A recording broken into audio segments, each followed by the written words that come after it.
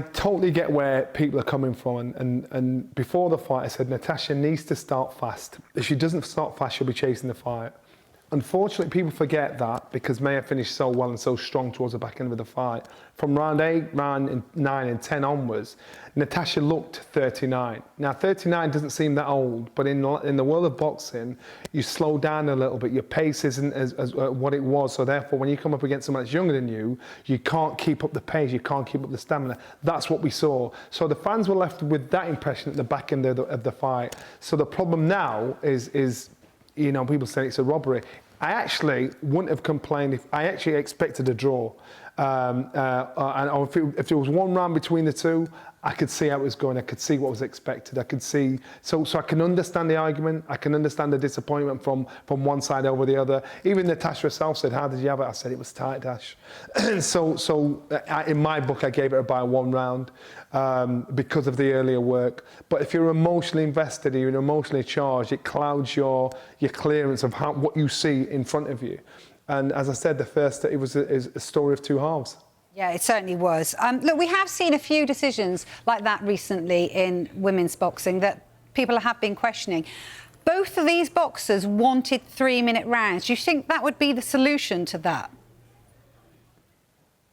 I actually think 3-minute rounds will definitely sort out a big ask, because I think the result would have been different if it was over 3-minute rounds. I think Natasha would have had it. I think Mikaela would have had it because her pace and the pressure and the stamina going through. I think at this stage in Natasha's life, it wouldn't have suited her. So the 2 minutes suited her down to the ground. I've always advocated and shouted from the rooftops, look, make it 3-minute rounds. I know it's exciting, but the true skill and experience and the class and the knowledge, your boxing knowledge, isn't shown in a short space of 2 minutes, because by the time you're getting into it, it's testing your guts, it's a case of testing your fitness, it's a case of testing your mental strength when you're in 3-minute round fights. I'll always push for that. I know Mikaela wanted that. She was the one that shouted for this in the first place, to be a 3-minute rounds, and so did Natasha. Said, yeah, I ain't got a problem with it. I do think that the result would have been different if it was over 3 minutes, in my opinion.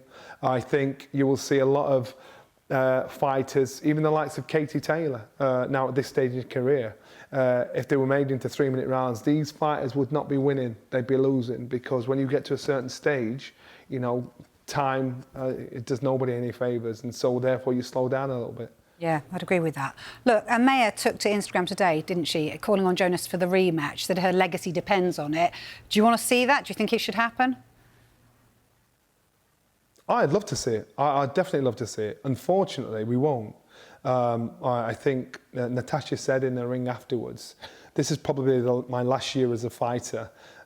So in that last year of hers, she's going to go for the most lucrative option that's put in front of her. So if it is the Mayer fight, then so be it. That's the way it'll go. But I don't think so. You know, you've got Lauren Price chomping at the heel, the young gun coming through thinking, I want to get involved in this.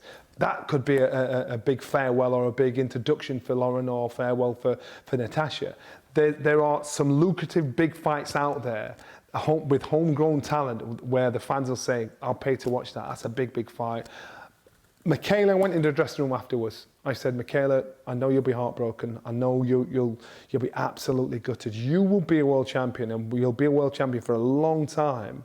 Tonight, you know, you didn't get the rub of the green, but I do believe she'll be a world champion.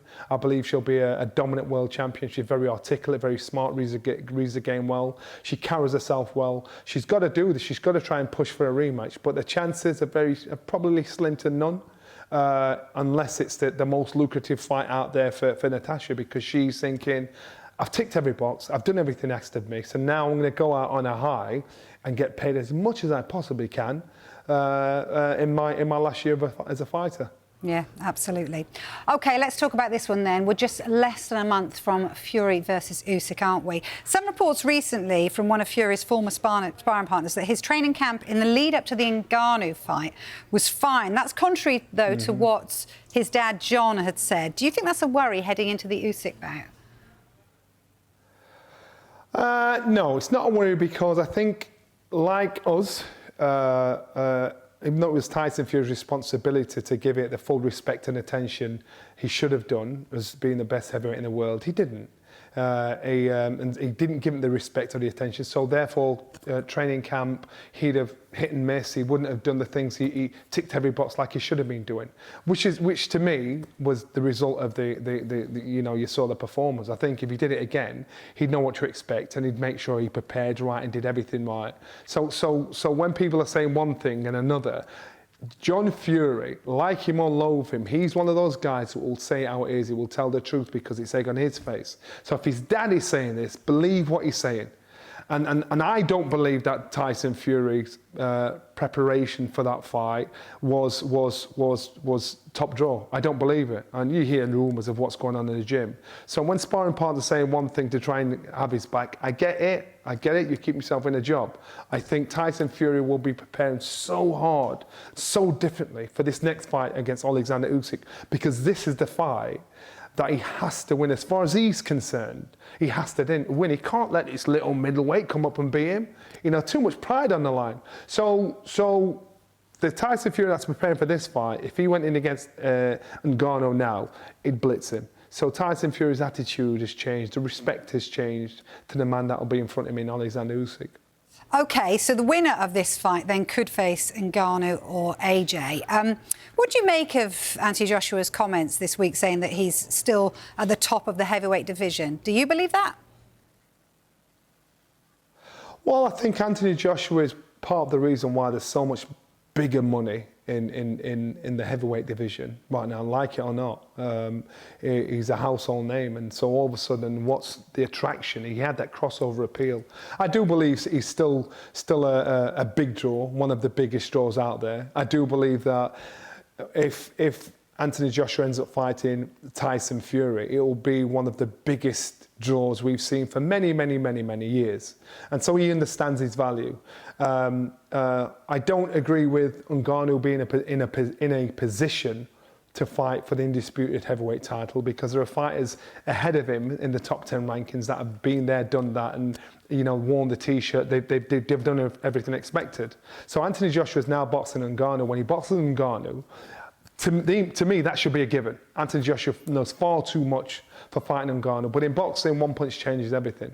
So if that one punch lands and Anthony Joshua gets turned over by Ngannou, which I don't think could happen, then Ngannou's in a position that I personally think other fighters that have been in this sport and worked to that position, fought former world champions and got to the rankings in the right way, not because they've come from one sport to another.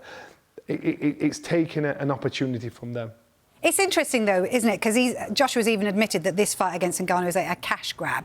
But do we need to be, as viewers, perhaps a bit more open-minded about these kind of cross-discipline bouts?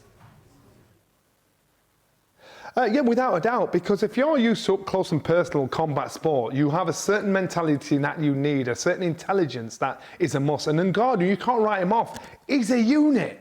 Now, if this guy even misses with a shot, it's going to hurt. So if you get hit once, just once in those 12 rounds, it's over. And Anthony Joshua can't afford that to happen. He needs to be on his A game when he fights Ngannou. So therefore, he's learnt from Tyson Fury's mistake.